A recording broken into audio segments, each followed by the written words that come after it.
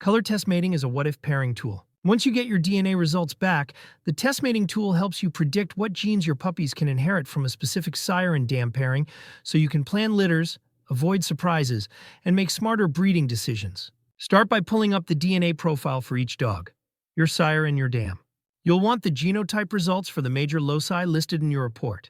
Those are the exact values we'll enter here.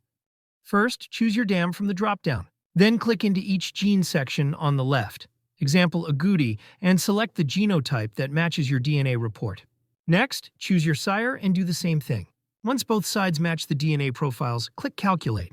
That will generate the predicted outcome of the pairing.